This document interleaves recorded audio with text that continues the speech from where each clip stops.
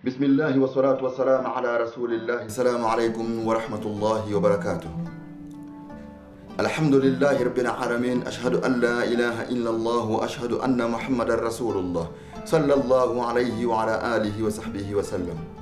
Bien-aimés d'Allah, salam alaikum wa rahmatullahi wa barakatuh. Aujourd'hui, je veux parler pour la première fois sur un sujet qui porte controverse. Dans ma ville, ici à Goma, et dans quelques autres villes, dans quelques autres contrées du monde, même si la controverse n'est pas universelle, mais il y a quand même dans certains coins où ce sujet fait débat. Et c'est quoi le sujet? C'est At-Talqin al-Mayyit. J'ai vu des chers s'opposer sur la question du talqin. J'ai entendu un groupe de chers dire que le talqin al-mayyit est haram, est interdit. C'est une chose interdite de faire le talqin al-mayyit ba'da dafni, après l'enterrement. Un autre groupe a dit que c'est makrouh. C'est quelque chose de détestable. Un autre groupe, le plus grand d'ailleurs, ici à Goma, a dit que c'était une bid'a, une innovation. En plus, selon eux, c'est une pire innovation. Bid'at ad-dalala. C'est une innovation. Et il y a un groupe dont je fais partie, alhamdulillah, qui dit que le talqin est loin d'être tout ça. N'est ni haram, ni makrouh, ni une bid'a. Donc la pratique n'est pas interdite, n'est pas détestable, et ce n'est pas une innovation. Mais d'abord, c'est quoi le talqin al-mayyit? C'est quoi le talqin al-mayyit? Parce que les termes, on a aussi beaucoup de problèmes ici chez nous, où on juge un mot, on juge un terme sans savoir son sens linguistique, son sens juridique. Parce que l'islam, c'est une religion, c'est une société légiférée. Donc on ne va pas juger un terme comme ça. Il faut qu'on sache c'est quoi ce terme, ça veut dire quoi. Ma'na lughatan, son sens linguistique. Wa ma'na shar'a, et son sens juridique. Et comme ça maintenant, on va savoir c'est quoi le statut juridique qu'on attribue à cette pratique. Pas juste juger son nom. Talqin al-mayyit, lughatan, linguistiquement, selon la langue arabe, le mot talqin huwa ilqa'u al-kalam ala ghayrihi liyu'idahu. Le premier sens du mot talqin, c'est dire à quelqu'un, donc faire répéter à quelqu'un des paroles. Donc dire à quelqu'un de paroles afin que celui-là te les répète. Faire réciter à quelqu'un des mots. Comme à l'école primaire, lorsqu'on apprenait à lire, c'est une maîtresse ou un maître qui te lit une phrase et toi tu répètes après lui. Là c'est talqin. L'autre sens du talqin, c'est ilqa'ul kalam ala ghayrihi liyufahhamahu. C'est faire répéter des paroles, des mots à quelqu'un d'autre afin que celui-là les comprenne ou les retienne. C'est ça talqin, donc faire répéter à quelqu'un. En un mot, ça serait peut-être rappeler à quelqu'un ou inciter à quelqu'un de dire quelque chose. C'est ça le sens linguistique du mot talqin al-mayyit. Wa amma al-ma'na fiqhi, mais son sens juridique, shara'a, selon la loi, le sens juridique que les fuqaha et les jurisconsultes ont attribué au talqin al-mayyit, c'est quoi? Huwa ilqa'u shahadatayn wa majmu'at min daruriyat ad-din 'ala al-mayyit liyadhkuruha fi qabrihi. C'est de dire à un mort le deux shahada, ashhadu an la ilaha illallah, ashhadu anna Muhammad rasulullah, et quelques autres credos de la religion afin que ces derniers s'en rappellent dans sa tombe lorsqu'il sera questionné. Juridiquement, c'est ça le talqin. Comme vous avez vu, Cheikh Nour allait faire, Hafidahullah, comme vous avez vu, le calife Qasim Malaya d'ici à Goma le faire, moi-même je l'ai fait, après enterrement, et qu'on a tout fini, je me mets accroupi sur la tête de la tombe et je dis aux morts, toi tel fils de tel, rappelle-toi qu'il n'y a pas d'autre divinité à part Allah, que Muhammad est son messager, que les musulmans sont tes frères, que les musulmans sont tes sœurs, que le Coran est ton imam et guide, que l'islam est ta religion, et que la tombe est vraie, et que la résurrection est vraie, et que le jugement est vrai, et que l'entrée au paradis ou dans l'enfer est vrai, et à cela tu as été créé, à cela tu as été vivant, donc tu as vécu sur terre, et à cela tu es mort, alors tes œuvres accomplies sur terre te seront juges. C'est ça le talqin al-mayyit, juridiquement. Alors la question revient, c'est quoi son statut légal? Ça vient d'où pour moi qui le pratique, par exemple? Pourquoi je l'ai fait? Ça vient d'où? خرج الإمام الطبراني عن الصحابي سدي بن عجلان الباهلي المسمى بأبي أمامة أنه قال, le grand muhaddith al-Tabarani, l'auteur des livres Mu'ajjamat, l'imam al-Tabarani est celui qui a écrit al-Mu'ajjam al-Kabir, al-Mu'ajjam al-Saghir ou al-Mu'ajjam al-Awsat, l'auteur de Mu'ajjamat. Il nous fait un hadith selon le compagnon du prophète, connu sous le nom de Abu Umama, mais son vrai nom c'est Sudayya bin Anjilan al-Bahili, que celui-ci avait dit lorsqu'il était en Syrie, parce que lui il a vécu en Syrie après la mort du prophète et c'est là qu'il est mort. Il a dit, Iza ana amid, lorsque je serai mort, فاصنع بي كما أمرنا رسول الله صلى الله عليه وآله وسلم أن نصنع لموتانا.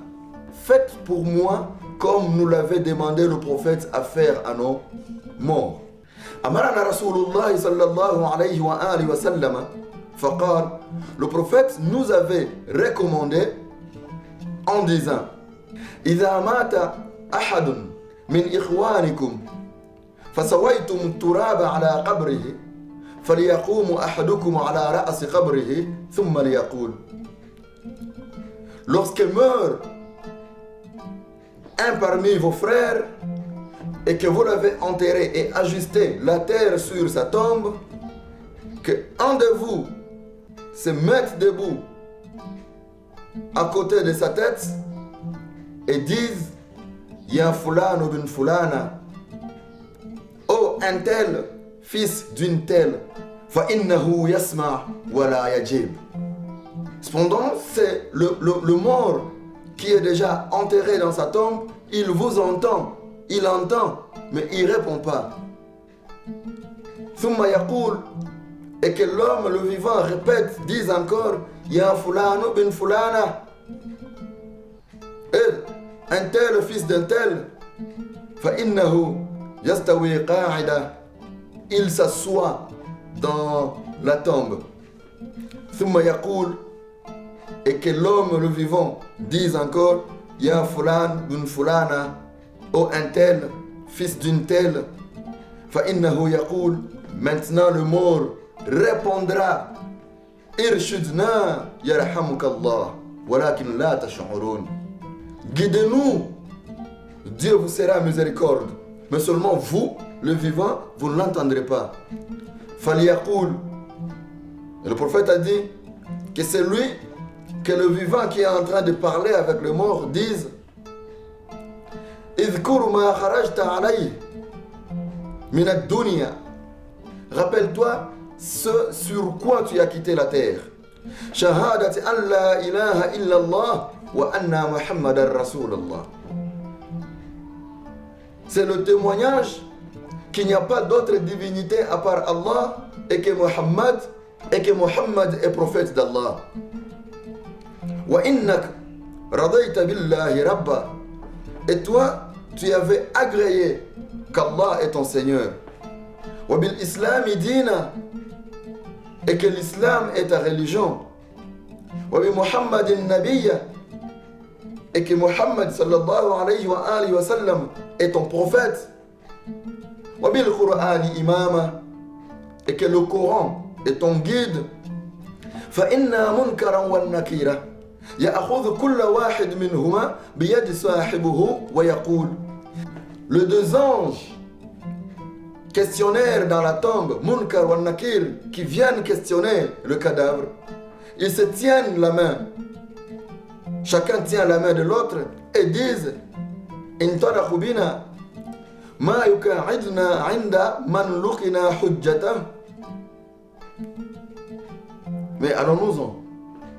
Les anges se dirent entre eux, allons-nous-en.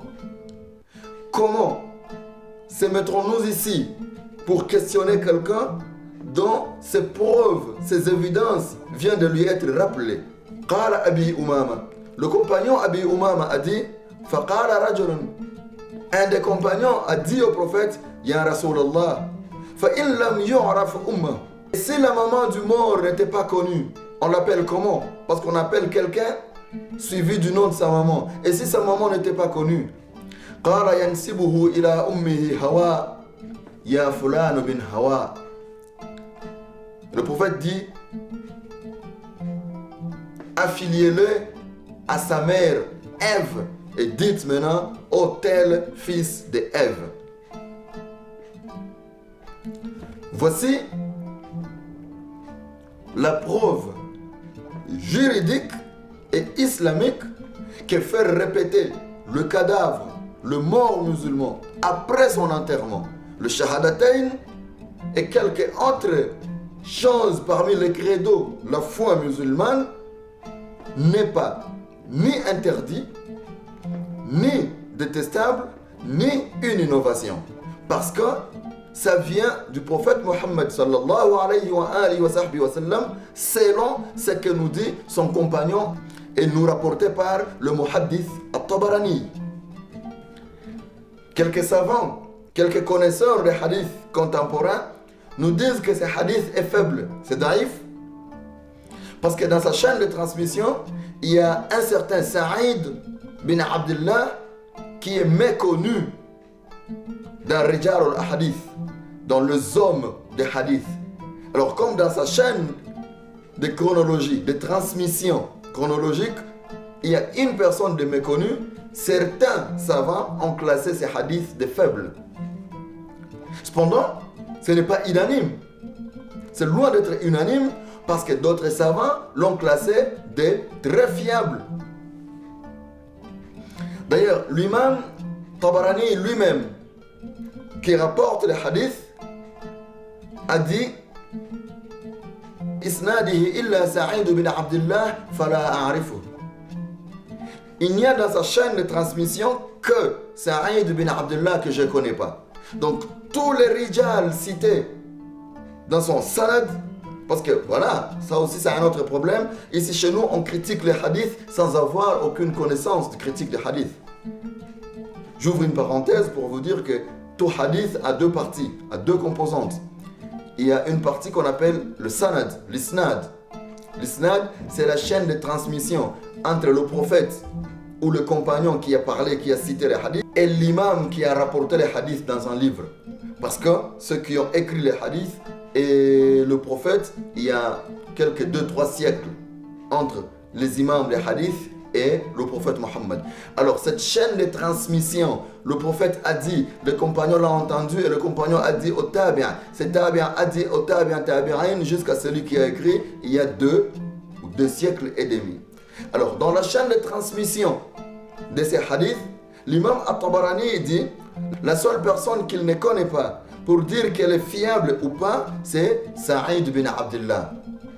Donc lui-même, l'imam Tabarani a ouvert la porte de l'ijtihad sur ces hadiths pour que tout le monde fasse une recherche et savoir si ces hadiths est faible ou fiable. Ce n'est qu'alors que d'autres savants ont fait des recherches sur ces hadiths. C'est comme les Hafiz, un des très grands savants des hadiths de tout le temps, Ibn Hajar al-Asqalani, le commentateur de Sahih al-Bukhari, dans son livre At-Takhlis, il dit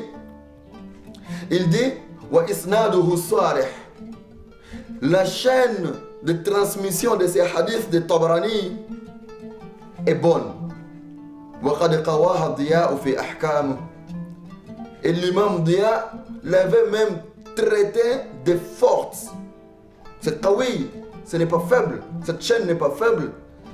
Donc ces hadiths, selon les imams Diyauddin et l'imam Ibn Hajar al-Asqalani, est sahih wa qawi. Même si, selon certaines autres personnes,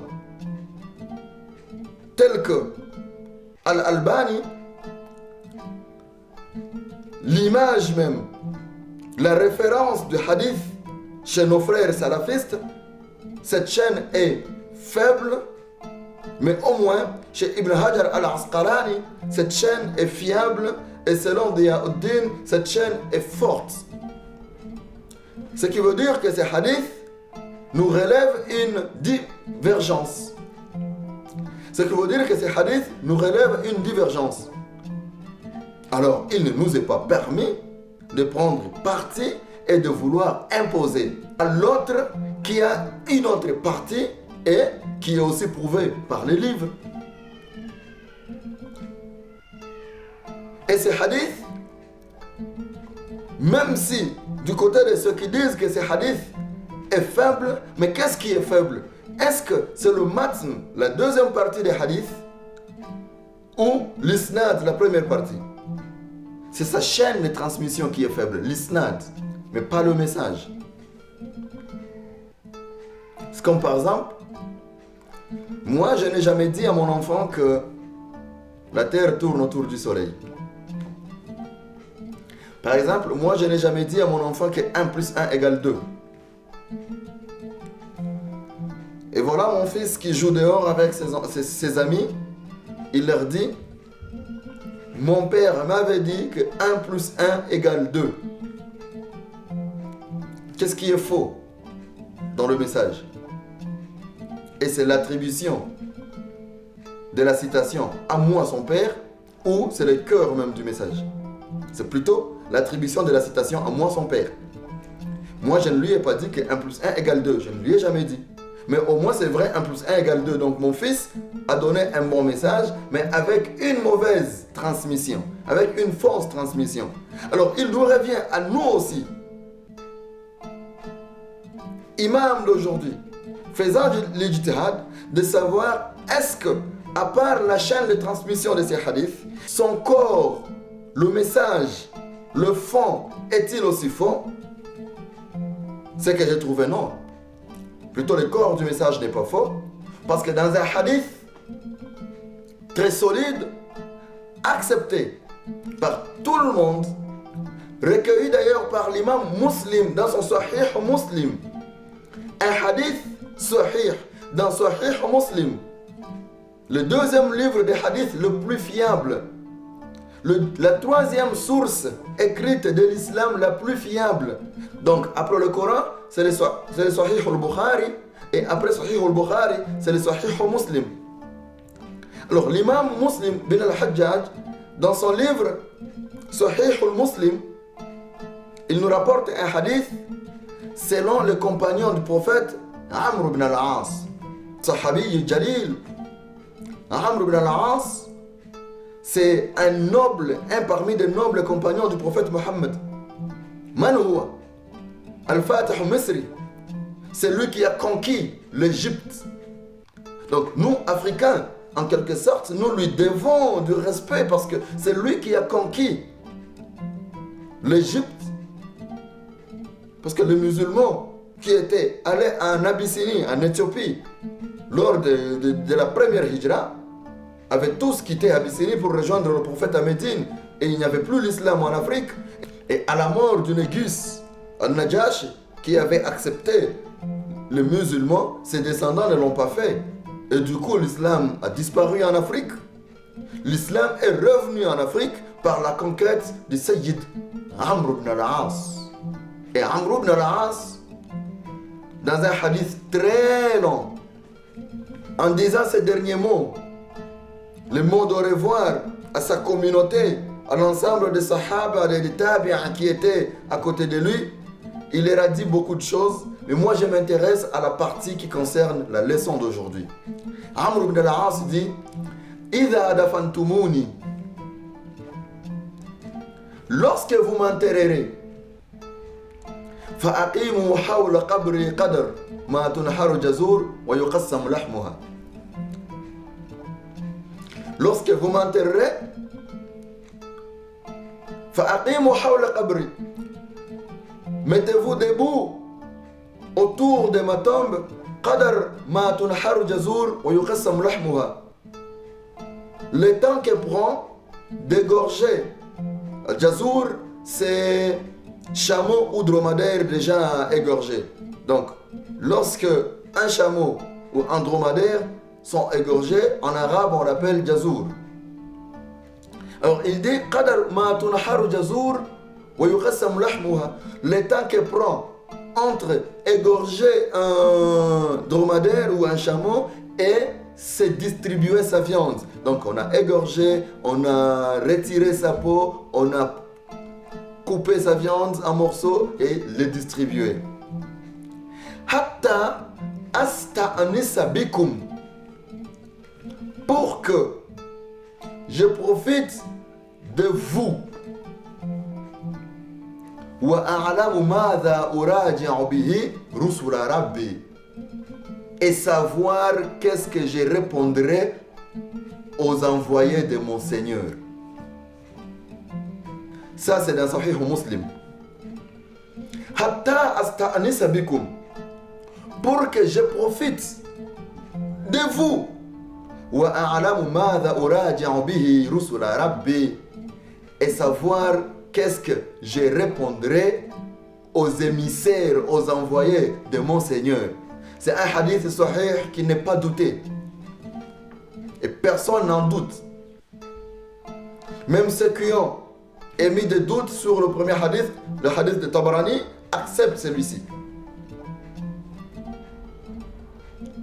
Alors, si le compagnon du prophète Amr ibn al-As, radiyallahu ta'ala anhu, il dit à ses compagnons, lorsque vous m'enterrerez, ne partez pas tout de suite, restez autour de ma tombe quelque temps, et pas quelque temps seulement, le temps que ça prend, égorger une grande bête qu'est le dromadaire, enlevez sa peau et vous distribuez la viande.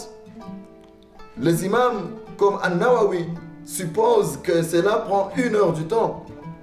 Hatta asta'anisa bikum, afin que je profite de vous, wa a'lamu madha uraji'u bihi rusula rabbi, et que je sache quoi répondre aux émissaires, aux envoyés de mon Seigneur. Mais une question je pose. Il y a examen. Par quel moyen tu profites de moi pour savoir la réponse à ta question? Je te la chuchote. Ah, c'est comme ça. Je te fais un SMS. J'écris sur une petite feuille quelques lignes et je te les passe. Alors lui, il est dans la tombe. Les vivants sont dehors autour de sa tombe. Comment est-ce qu'il va profiter des vivants afin qu'il sache les réponses à répondre? Et nous savons quelles sont les questions que les anges viennent poser. Man Rabbuk, c'est qui ton Dieu? Ma dinuk, c'est quoi ta religion? Alors Amr ibn al-As a dit, restez là, que je profite de votre accompagnement afin de savoir qu'est-ce que je répondrai aux anges de mon Seigneur. Et voici la preuve juridique et légale que Talqin al-Mayyit n'est pas une innovation, mais quelque chose qui a été fait, si pas du temps du prophète, mais du temps de ses compagnons. Et ses compagnons sont pour nous des modèles. Dans un autre hadith, rapporté par l'imam At-Tabarani, le prophète sallallahu alayhi wa alihi wa sallam a dit Al-ashabi kan-nujum. Mes compagnons sont comme des étoiles éparpillées partout. Ayyuhum iqtadaytum ihtadaytum. N'importe lequel que vous suivrez, vous serez bien guidés. Donc, en suivant cette pratique que Amr ibn al-As a recommandée aux siens, nous serons bien guidés. Ceci étant, personne ne peut dire que le talqin c'est une innovation, c'est une bid'a. Mais l'innovation de qui? De Amr ibn al-As, de Abu Umama. Ce sont des compagnons du prophète. Et nous suivons les compagnons du prophète parce que ce qu'ils font, nous avons foi qu'ils l'ont copié chez le prophète Mohammed sallallahu alayhi wa alihi wa sallam. Voilà pourquoi même l'imam Shafi'i a dit yustahabbu an yuqra'u 'indahu shay'un min al-Qur'an. Et il est préférable à ce que là, lorsqu'on s'assoit à côté de la tombe, autour de la tombe, afin que nous répétions les réponses des questions posées par les anges à notre frère, yustahabbu an yuqra'u 'indahu shay'un min al-Qur'an. Il est préférable que soit lu quelque chose du Coran. Wa in khatamu al-Qur'an 'indahu kana hasanan. Et même si vous allez faire le rythme, lire le Coran du début à la fin, là, c'est une bonne chose. Ça, c'est la parole de l'imam Shafi'i, rahimahullah. Un des 4 imams de Madhhab. Alors, il est beaucoup plus critiquable qu'un cheikh de Goma disent que le talqin c'est une bid'a, c'est une innovation. Qu'un cheikh de Goma dise que talqin c'est haram. Qu'un cheikh de Goma dise que talqin c'est makruh. Alors que nous avons des hadiths qui certifient que le talqin est bien quelque chose d'autre. Moi, je ne veux pas dire que c'est une sunnah. Je ne veux pas dire que c'est une mubah ou une mustahab. Je veux plutôt que je vous fasse savoir qu'est-ce qu'ont dit les grands de cette communauté de le 1er siècle jusqu'à aujourd'hui et que nous comparions au dire des chers qui nous disent que c'est une bid'a. Tout d'abord, chers frères musulmans, retenez que la pratique ne vient pas du néant. La pratique, telle que nous la faisons, vient d'un hadith critiquable rapporté par l'imam Tabarani qui vient du Sahaba Abu Umama. Mais le général de la pratique vient d'un hadith non critiquable, solide, fiable et authentique, rapporté par l'imam Muslim selon le compagnon Amr ibn al-As. Donc la pratique n'a aucun souci. Et ce n'est pas mon point de vue. Plutôt, plusieurs imams affiliés aux 4 écoles juridiques de l'islam acceptent le talqin al-mayyit ba'da dafni. Acceptent que le talqin soit lu après l'enterrement. Nous avons 4 madhahib. Ahl Sunnat wal Jama'a. L'école juridique de l'imam Abu Hanifa, l'école juridique de l'imam Malik, l'école juridique de l'imam Shafi'i et l'école juridique de l'imam Ahmad ibn Hanbal. 4 écoles. Mais que disent les savants de ces 4 écoles quant au sujet de talqin al-mayyit? Dans l'école hanafiste, le madhhab de l'imam Abu Hanifa, le célèbre cheikh Abdul Ghani al-Ghanimi al-Dimashqi al-Hanafi, dans son livre Al-Lubab fi Sharh al-Kitab, tome 1, page 125. Premier tome, la page 125, il dit Wa amma talqinuhu fi qabri مشروع عند أهل السنة والجماعة لأن الله تعالى يحييه في قبره. Lui faire, donc le mort, le talqin dans sa tombe est légal. aux yeux des gens de Ahlus Sunnah wal Jama'a, aux yeux des gens de la Sunna et du consensus. Donc, aux yeux de Ahlus Sunnah wal Jama'a, faire un talqin au mort dans sa tombe est légal. Parce que Allah subhanahu wa ta'ala, yuhyihi fi qabri, il ressuscite les morts dans sa tombe. C'est nous qui le voyons vivants. Mais en réalité, il est là, il nous entend. Et il réagit. Seulement, nous, avec notre statut de vivant, on ne peut pas le comprendre, on ne peut pas l'entendre, on ne peut pas voir ses réactions. Ça, c'est dans le madhab de l'imam Abu Hanifa. Si un cheikh de Goma nous dit que le talqin est haram, je l'invite à contredire l'imam, grand savant dans le madhab de l'imam Abu Hanifa, le grand imam Abdul Ghani al-Ghanimi. De côté de l'école malikite, l'école de l'imam Malik, al-Madhab Maliki, l'imam Al-Qurtubi, un des savants hors pair, exégète du Coran. Al-Qurtubi, grand muhaddith. Al-Qurtubi, grand faqih. Al-Qurtubi. D'ailleurs, le tafsir Al-Qurtubi, un des célèbres livres d'exégèse du Coran. Tafsir Al-Qurtubi. Alors celui-là, ce n'est pas égal à nous, même pas à mes professeurs. Alors l'imam Al-Qurtubi, Sahib al-Tafsir, donc l'exégète, il a consacré tout un chapitre sur Talqin al-Mayyit dans son livre At-Tadhkira. De la page 138 à la page 139, l'imam Al-Qurtubi ne parle que. Donc les deux pages, il parle sur ces sujets, le Talqin al-Mayyit. Le nom, le titre d'ailleurs qu'il a attribué au chapitre, c'est Bab, le chapitre, Ma ja'a fi talqin al-insan ba'da mawtihi. Ce qui est de faire le talqin à une personne après sa mort.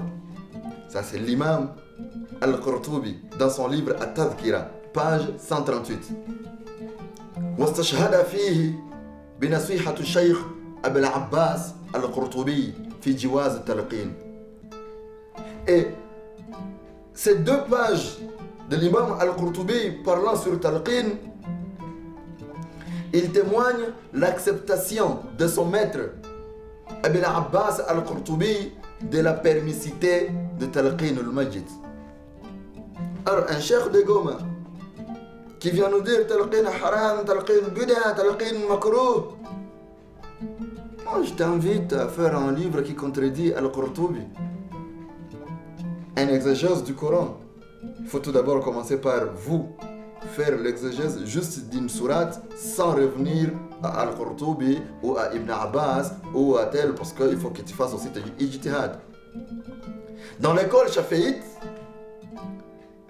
mon école, l'école que je suis, le grand cheikh et célèbre, l'imam Nawawi, Muhyiddin Nawawi, dans son livre Al-Majmou', au 5e tome, à la page 303, il dit قال جماعة من أصحابنا يستحب تلقين الميت عقب دفنه. La plupart de nos compagnons, donc de ceux qui suivent l'école juridique de l'imam Shafi'i, disent qu'il est préférable de faire le talqin après l'enterrement. فيجلس عند رأس إنسان ويقول يا فلان بن فلان ويا عبد الله بن أمة الله اذكر العهد الذي خرجت عليه من دار الدنيا إلى دار الآخر. Qu'une personne se mette du côté de la tête de la tombe pour dire ô toi tel, fils de tel, ô toi tel, fils de l'esclave de Dieu tel, rappelle-toi la promesse avec laquelle tu as quitté la terre. Shahadati Allah ilaha illallah, qui est les deux shahada. Il n'y a pas d'autre divinité à part Allah et Muhammad est son prophète. Ça c'est le talqin. L'école shafi'ite, l'imam Nawawi. Ça c'est l'imam Nawawi, un savant hors pair, accepté par tous les musulmans des 4 écoles sunnites. Lui, il accepte, il reconnaît talqin al-mayyit et dit yustahab. Il est préférable. Et il continue, Nawawi dit سئل الشيخ عبد الله عمرو بن سلاح رحمه الله تعالى عن تلقين فقال il a été demandé au cheikh Abdullah Amr bin Silah à propos de talqin et dit التلقين هو الذي نختاره ونعمل به.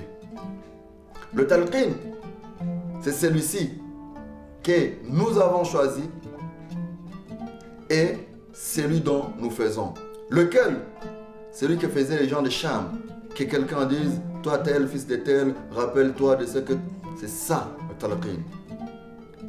ثم قال نووي الإمام النووي dit ولم يزال أهل الشام على عمل بهذا في الزمان ما يقتدى به ولا الآن. Et les gens de la Syrie, les gens de Cham, les musulmans de Cham, où vivait Abu Umama al-Bahili, n'ont jamais cessé de faire le talqin al-mayyit après l'enterrement. Selon Imam Nawawi, depuis le temps là, jusqu'à ces temps-ci. Donc, depuis avant Nawawi jusqu'au vivant de Nawawi. Un autre savant chaféite, il est grand en plus, qui parle aussi de la permissité de talqin al-mayyit, c'est l'imam Abu al-Qasim al-Rafi'i. قال الإمام أبو القاسم الرافعي الشافعي في كتابه فتح العزيز بشرح الوجيز dans son livre فتح العزيز بشرح الوجيز tome 5 la page 242 ويستحب أن يلقن الميت بعد دفنه فيقال يا عبد الله بن أمة الله إلى آخر. Il est préférable de faire le talqin après l'enterrement et que l'on dise ô toi tel, fils d'une telle, jusqu'à la fin. Voilà là les savants musulmans. On en a entendu celui de l'école Hanafite. On en a entendu de l'école Malikite. Deux des écoles Shafi'ites. On va maintenant à la dernière école, la quatrième école, l'école Hanbalite. Avant que je cite les savants de l'école Hanbalite, je tiens à vous préciser une chose.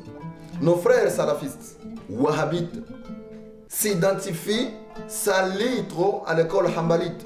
Parce que pour la plupart, ils ont étudié en Arabie Saoudite. Comme ils ont étudié en Arabie Saoudite, où la jurisprudence Hanbalite est imposée par le gouvernement salafiste, ils s'identifient comme tels. Mais je veux maintenant vous montrer que disent les savants de l'école Hanbalite. Al-Imam al-Murdawi al-Hanbali, dans son livre Al-Insaf fi ma'rifat al-rajih min al-khilaf, tome 2, de la page 448 à la page 450. Lui, il a 3 pages. Il dit Yustahabbu talqin al-mayyit ba'da dafnihi 'inda akthar ashab.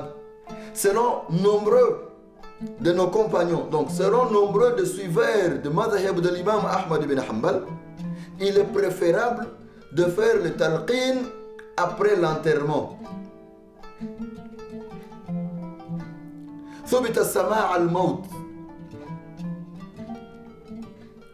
Il y a l'évidence que le mort entend les paroles de ceux qui sont vivants. في أحاديث المشهورة, dans plusieurs hadiths, il y a de preuves que les morts, les cadavres, même si déjà enterrés, entendent les vivants. منها, parmi ces hadiths, ما روى البخاري, il y a celui qui a été rapporté par l'imam al-Bukhari dans son sahih, أن رسول الله صلى الله عليه وآله وصحبه وسلم قام على قليب بدر وفيه قتل المشركين. Le prophète, c'était un jour placé dans le cimetière de Badr, donc après la guerre de Badr, lorsqu'ils ont enterré ceux qui sont morts, ils ont enterré les musulmans d'un côté et les mouchriquines d'un autre côté. Alors un jour, le prophète est allé et s'est mis debout du côté des mouchriquines. فَجَعَلَ يُنَادِيهِمْ بِأَسْمَائِهِمْ وَأَسْمَاءِ آبَائِهِمْ. Et le prophète a commencé à les appeler nommément par leur nom et le nom de leurs parents. Ya Fulan ibn Fulan, oh toi tel fils de tel. Le prophète dit Inna wajadna ma wa'adna rabbina haqqa. Nous les musulmans, les croyants, nous avons trouvé que la promesse que notre Seigneur nous avait faite, la victoire, le bonheur et le paradis est vraie. فَهَلْ وَجَدْتُمْ مَا وَعَدْتُمْ رَبِّكُمْ حَقًّا. Là où vous êtes, dans les tombes, avez-vous aussi trouvé la promesse que vous a fait votre Seigneur, l'enfer et les châtiments douloureux vrais? فقال عمر بن الخطاب. Le compagnon Omar ibn al-Khattab radiyallahu ta'ala anhu dit au prophète: Ma tukallim min ajsad la arwah la. Pourquoi parles-tu avec les mots, le corps qui n'ont plus d'âme? فقال رسول الله صلى الله عليه وسلم. Et le prophète Allah sallallahu alayhi wa sallam dit: Walladhi nafsu Muhammad biyadi. Je jure au nom de celui qui détient l'âme de Muhammad dans ses mains. Ma antum bi asma'i ma aqulu minhum. Vous n'êtes pas, vous le vivant, en train d'entendre ce que je dis plus que eux. Le prophète sallallahu alayhi wa sallam nous prouve que les morts l'entendent. Et il dit: Ma antum bi asma'i ma aqulu minhum. Vous n'êtes pas, vous les vivants, en train de mieux entendre plus que eux. Donc ils entendent aussi autant que nous, les vivants. Alors si ils entendent, pourquoi n'entendraient pas le talqin et le mayyit? Et ce n'est pas seulement ces hadiths. Dans un autre hadith, le prophète Mohammed sallallahu alayhi wa sallam a dit: lorsque vous avez fini l'enterrement et que vous commencez à rentrer, le cadavre, votre frère que vous avez laissé, entend les sons de vos pas, les sons de vos babouches. S'ils peuvent entendre le son des babouches sur le sol, comment ne peuvent-ils pas entendre le son de celui qui lui fait un bon rappel? Rappelle-toi qu'il n'y a pas d'autre divinité à part Allah. Rappelle-toi que Muhammad est prophète d'Allah. Rappelle-toi que le Coran est ton imam. Rappelle-toi que le Kaaba est ta direction de prière. Rappelle-toi que les musulmans sont tes frères. Dans un autre hadith, le prophète dit: lorsque vous entrez dans les cimetières, donnez les salams à ceux qui sont là, parce qu'ils vont vous rendre ces salams, ils vont vous répondre. Alors si les morts entendent le salam de vivants et répondent, comment est-ce qu'ils ne vont pas entendre un rappel aussi important que ça et s'y mettre? Alors, chers frères musulmans, nous ne devons pas sauter, sursauter, surbriller sur des sujets dont les preuves, les évidences sont au-dessus. Pas au-dessus là, mais au-dessus à beaucoup de kilomètres en haut de notre capacité. Ce sont des grands imams, des grands cheikhs de toutes les 4 écoles juridiques de Ahl Sunnah wal Jama'a qui reconnaissent, acceptent le talqin et le mayyit. Qui suis-je moi pour dire que c'est haram? Là, si je dis que c'est haram et Nawawi dit que c'est mustahab, on va me mettre moi sur une balance et Nawawi de l'autre côté, qui pèserait? Alors, je vais finir cette première partie avec l'avis du savant Taqiyuddin Ahmad bin Halim bin Taymiyyah, rahimahullah. L'imam Ibn Taymiyyah est considéré comme le plus grand savant de tout le temps en plus du côté de nos frères salafistes. Parce que c'est leur figure de proue. Les idées du salafisme viennent d'Ibn Taymiyyah. Ce que nos frères salafistes se vantent faire aujourd'hui vient d'Ibn Taymiyyah. Mais c'est quoi l'avis? Avis, c'est quoi l'avis d'Ibn Taymiyyah sur le talqin ou le mayyit? سئل أحمد بن حليم بن تيمية عن تلقين هل يجب تلقين الميت بعد دفنه أم لا? Est-il obligatoire de faire le talqin al-mayyit après l'enterrement ou pas? Une question qui a été adressée au Cheikh Ibn Taymiyyah. Mais la réponse d'Ibn Taymiyyah, Allahu Akbar, elle est différente de ceux qui disent le suivre. Fa'ajaba, Ibn Taymiyyah a dit: Talqinuhu ba'da mawtihi laysa wajiba. Faire le talqin après l'enterrement ou après la mort, n'est pas une obligation. Bil ijma'. En tout cas, selon le consensus de tous les savants, personne n'a dit que c'était une obligation. Et ça n'a pas été quelque chose d'influente parmi les musulmans au temps du prophète et au temps de ses... Selon Ibn Taymiyyah, le talqin al-mayyit n'a pas été une chose influente au temps du prophète, moins encore au temps de ses khalifes.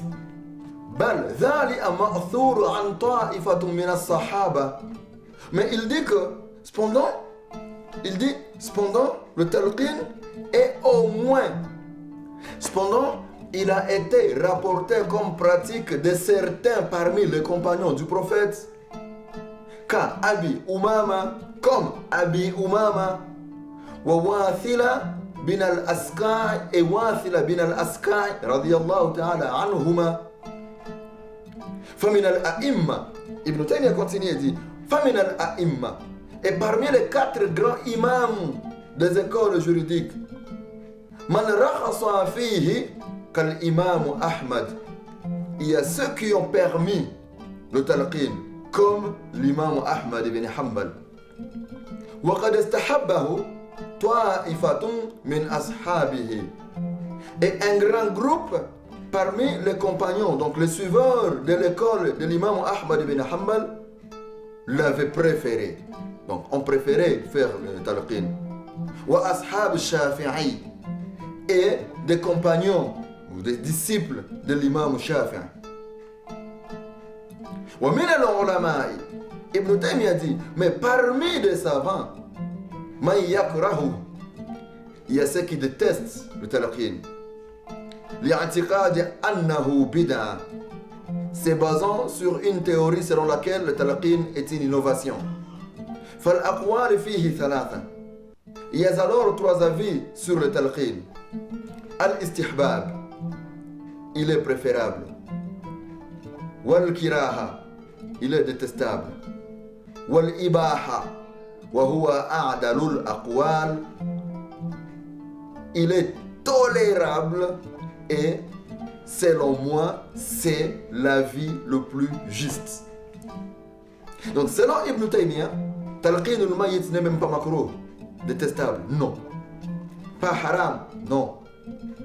Pas bid'a, non. Mais plutôt c'est mubah, toléré. Donc c'est quelque chose pas du tout mauvais qu'on laisse faire. Selon Ibn Taymiyyah. Au moins, je reconnais que c'est un avis d'Ibn Taymiyyah.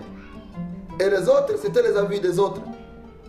Reconnaissons que talqin al-mayyit, c'est un sujet sur lequel les savants ont divergé. Mais Ibn Taymiyyah dit, selon lui, à son avis, le statut légal le plus sincère quant au talqin al-mayyit, c'est mubah, al-ibaha.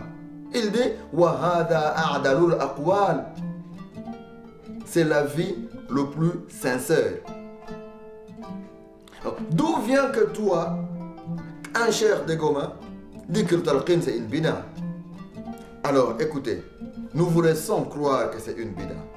Parce que moi je prêche l'unité dans la diversité. Diverger, bien sûr, tous les savants du monde divergent. On vous laisse croire que c'est une bid'a.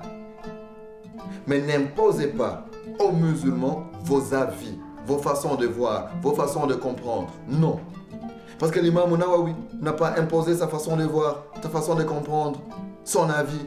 L'imam Ibn Taymiyyah lui aussi n'a pas imposé. Parce que s'il l'aurait imposé, toi qui prétends le suivre, toi un salafiste qui le prend pour modèle Ibn Taymiyyah, suis alors son avis. Sache que talqin, c'est un mubah et non haram. Un non makruh et non bid'a, c'est mubah. Mais pour moi, qui me rapproche de l'imam Shafi'i, qui m'affilie à l'école de l'imam Shafi'i, pour moi, le talqin est mustahab.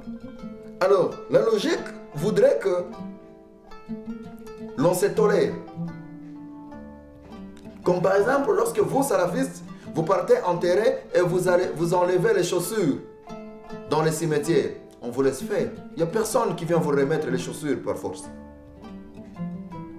Parce que vous avez vos preuves vos évidences. Sur quoi? C'est une sunna mu'akkada d'enlever les chaussures au cimetière.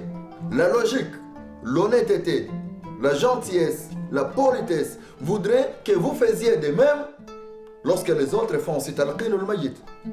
Vous le laissez. Parce que ça dépend.